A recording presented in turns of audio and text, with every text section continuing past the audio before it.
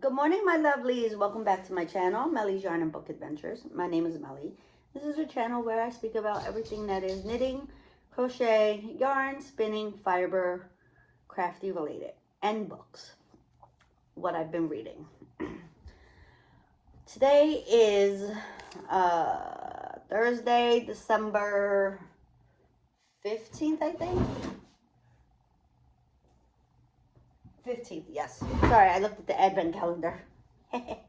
And I'm coming to you from a very wet, sleety, cold Philly. We're supposed to get snow more north and west, I believe, and I'm kind of at a borderline where it's going to be like a mix, so like sleet. This morning, let's see, what are we going to talk about this morning? Well, let's talk about what I'm working on. I'm still working on my daughter's socks. I yesterday just went to town with it and finished the rib, finished the heel, finished the ankle heel, finished the heel, and I'm a quarter way up the foot. But I needed a break from it because it was just like, like I got tired of looking at it. So I decided to work on my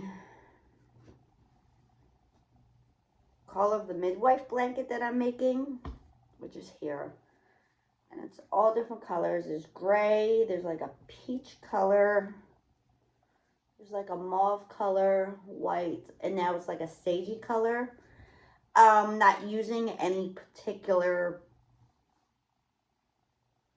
color palette. It's more like random balls of yarn that I have. Like I might have one ball of something and I'll just use it up until it runs out or until there's not enough to do another row, and then I'll change colors. I try to change colors, as you can see, somewhere where it'll make sense. Like for example, on this one, it's kind of like half the flower and then the other half. And then this one, it's the same. Well, kind of. I think I started a row in between. I think. Hold on, let me look.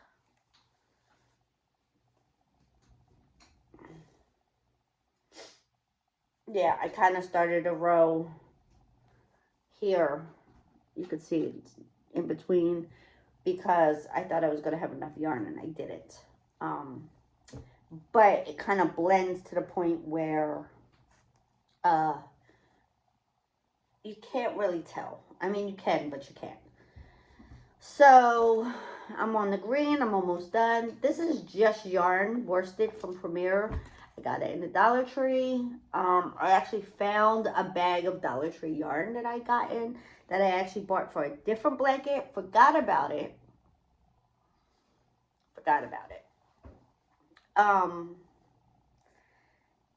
was like, when, yesterday I was in my basement. I'm like, oh, what is this bag? Because sometimes I throw things in bags and just put them down the basement. And I was like, oh, yarn. And I was like, oh, that was for my, when I saw the green, the sage green, I was like, oh, that was for my granny stripe blanket that I made 2 years ago. In 2020 during COVID, I had knit this blanket. I had crocheted this blanket when after my mom passed away, and we were on lockdown, and I was dealing with lockdown, COVID, or quarantine, whatever you want to call it, and I was dealing with the death of my mom, and we couldn't do a funeral, which my mom didn't want anyway, but like we couldn't even do like a family like dinner for like a remembrance or anything. Like we couldn't do anything. So I kind of, like, my husband I had this yarn that I started, that I had bought in, because I had worked at AC Moore at that time, and my store hadn't closed down yet. They were closing at the end of March, and I had bought this beautiful, these yarns that I call it my English garden blanket, because it's all different, like muted shades of like this color and muted shades of pink and white and peach, and like it's, I love that blanket. That's like my favorite blanket. But I had started the blanket and then realized I was not going to have enough yarn. I think there's some purple in there. Beige, there's some beige in there. And I started this blanket kind of like as a way to have my mind not focused on what was going on, kind of like a way of me processing everything. And then I realized I wasn't going to have enough of anything that I had to complete the blanket. And so my husband, seeing that it was helping me, had told me, can you get yarn online still? And I was like, I believe I can. You know, I don't know. I can try. So he told me go online. He gave me a budget, and which was like $100, which is fine. Go online and see what you can get for $100. And he is not ever offered to buy me yarn or wool. Not because he doesn't, whatever, like he doesn't, again, he does not care if I buy yarn or wool. He just has not ever paid for it. Not because he wouldn't, just because I always bought my own thing. He's taken me to buy yarn, but he's never paid for the yarn. And it was kind of like an early birthday present, because my birthday's at the end of March, and being that my mom had passed away, he knew I was going to be really upset on my birthday. So he was like, well, you know, he knew that it would make me happy. Not buying the yarn, but being able to work on the blanket was what was making me happy. Because as I was thinking, as I was crocheting, because my mom was a crocheter, I was thinking about my mom and all the things she made throughout the years, and you know, things like that. It was kind of like my way of processing. And I went online to Hobby, and I got their, I guess, their brand of acrylic worsted. I think it was their brand of acrylic worsted, and in all different colors, like to match up. And I completed the blanket. And the funny thing was, I love that blanket. Like, that's my favorite blanket I've ever made. And it's a basic granny stripe. Like, it's not even anything complicated. Anyway, the funny thing was that after I completed that blanket, I could not crochet. I lost my crochet mojo. I could not make anything else. I did not want to. And I think my mind associated crocheting and the way I was using it to kind of like process with being sad. And so for a very long, I'm going to say, I started that blanket in March. My dad passed away at the end of July. I finished that blanket maybe in June. I didn't crochet until the following year, maybe even longer. So 2021, the end of 2021. Like, I could knit fine. Like, that was fine. I could knit. Didn't have a problem. It was crocheting that I couldn't bring myself to do it. And I wanted to, but crocheting just kind of made me sad for a while. And then I realized what my brain was doing, and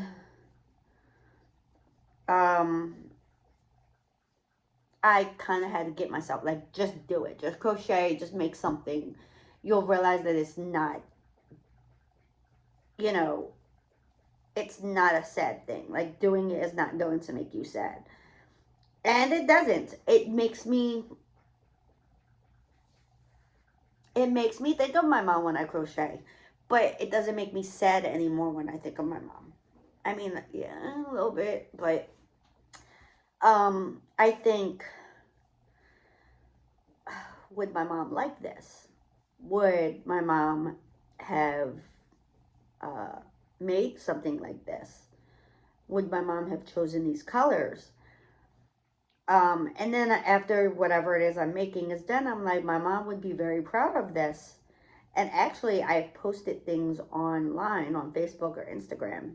I actually made a Call of the Midwife baby blanket in like an antique white for my neighbor. She was having a baby, and I wanted to make something, and I was like, it's small. It's not a large project. You know, it'll get me out of that funk. Because I was crocheting, but I wasn't doing it like on a regular, I guess, basis, or I wasn't finding things I wanted to make. And it did. And I posted a photo of it, and one of my siblings, my sisters, was like, "Oh my God, you're just like mommy. You're such a great crocheter. I wish I could crochet like you. I wish I could do that." And my other sister, my oldest sister, she's like, I can crochet, but I'm not that great. I can't read a pattern.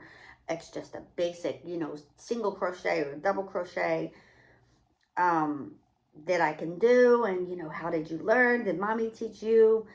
And I had to tell my sister no. She didn't teach me. She guided me because my mom's left-handed and I'm not. So she couldn't because it's the opposite direction. But when I was teaching myself way back when, many, many, many, many, many moons ago, she kind of like, because it's still the same stitch, she kind of like showed me what I was doing right, showed me what I was doing wrong. And, or not even wrong, but what I can do like better. Or, I was twisting a stitch or whatever it was that was going on. Like, I would ask her input on it. And then I just practiced. My first beginning of my crochet was horrible. It was not pretty. This is not going to be enough yarn for this next row.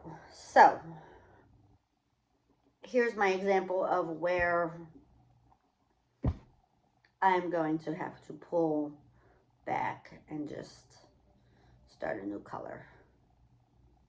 So what I'll do with all the odds and ends is I'll make a magic ball, and then I'll probably make a shawl or something from it. I try not to throw away yarn unless it's like badly tangled or damaged in some way. Anyway, so there's that. My story of my crochet and what happened. But I have like 3 blankets on the go. I have one in autumn colors, and I'm like, okay, it's not autumn no more. I'll put that away. I'll work on that. This actually was in my like bedtime bedtime crochet. When I couldn't sleep, I would grab this. I would keep it in my room, but I really wanted to work on it because I actually enjoy this pattern. I'm actually, you know what? I might have enough for another row. No, I'm not. I will not.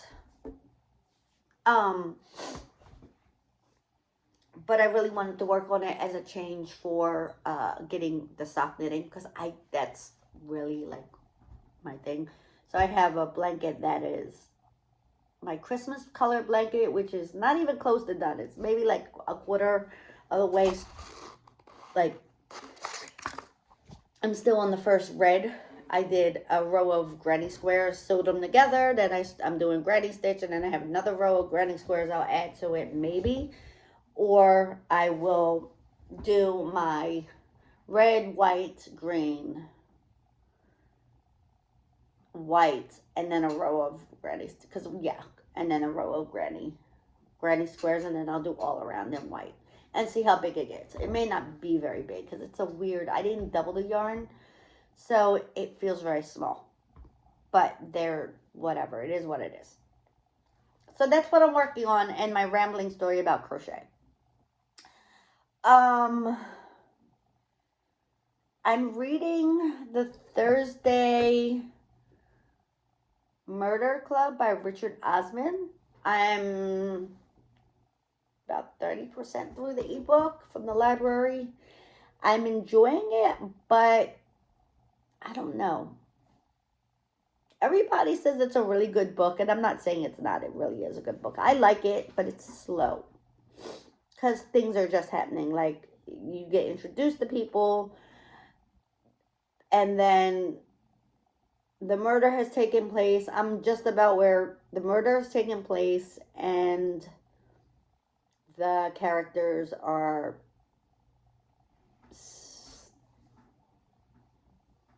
I don't know how to say it. The characters are plotting, how can they investigate this murder? How can they be involved in it? In the investigation, I should say, not in the murder, obviously. So, and I've also been doing like a reading, like on my phone I have a habit tracker, and I added a reading tracker because I haven't been reading as much as I would like. So I do 30 minutes at a time. So I do that, and then I'll do something else, and then I'll do that so that I can get some reading done. Now that I'm not working, uh, and my house is not as chaotic as it used to be, where I need to clean in my free time because I worked mornings or I worked every weekend and I wasn't home all weekend, like you didn't see me. I have more time to get my chores done and then have a lot more free time. I'm not happy about not working, obviously. I would rather be working and earning some money and whatever, but I'll be okay for now. It's kind of just finding,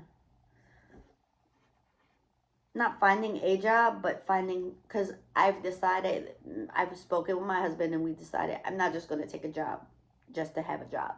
I actually want to enjoy what I'm doing because I was miserable. I really was miserable. Not miserable, but I wasn't happy with where I was at. Not, it wasn't the job itself or my coworkers. It was the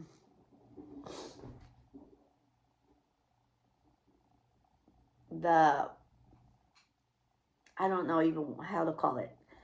Not the politics of the workplace.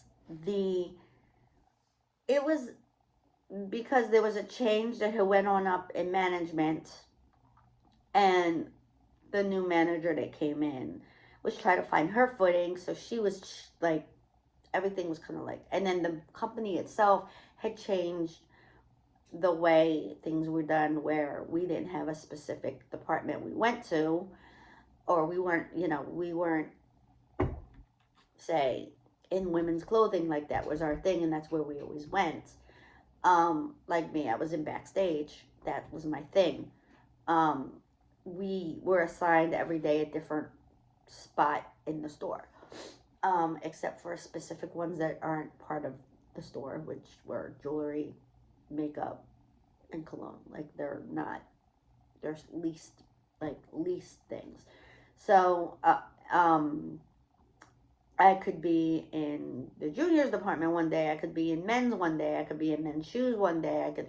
And I wasn't happy with that. I wasn't happy, like, because nobody knew when it first happened what was going on, like how to adapt to it, like where, like, every so often they would say, oh, so Melinda, can you go to men's and cover so and so's lunch? And that was fine because it wasn't like I was actually like in the department. I had to get stuff done. It was more of, okay, I'm just standing there waiting on customers, helping customers.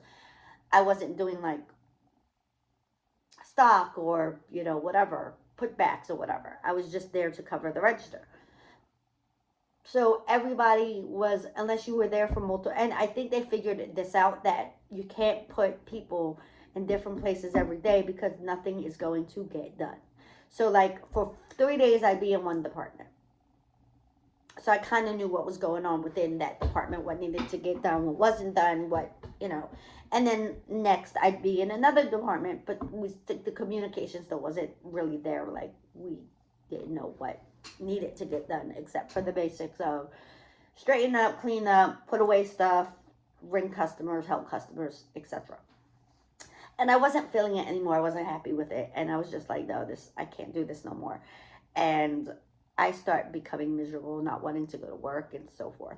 So, long story short, or short story long, um, me and my husband decided I'm going to find what I'm good at. Like, my career is pharmacy, but I haven't been in pharmacy for 14 years. So I don't know what it is I need to do if I want to get back into pharmacy. Um, Being a tech, pharmacy technician or assistant, depending on, I don't know where you live, you know, what they call it, but where I'm at, it was pharmacy technician. That's what I went to school for.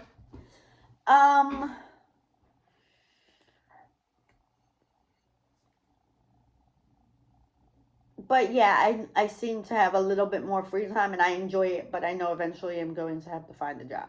But again, we're selling the house, which is, oh, that's another story I have to tell you guys. I had a showing on Tuesday, they never showed up. I stood outside in the freezing cold with my dog, took walks for an hour, or 45 minutes, I'm going to say, because I didn't want to be there when they showed up. I was there to greet them, whatever. Nobody ever showed up. My real estate agent said, oh, they saw the house in the morning. They decided they liked it. They wanted to go back to the office to put an offer in on that house. Well, courtesy would have been that you call and cancel your appointment for the afternoon. But they didn't do that.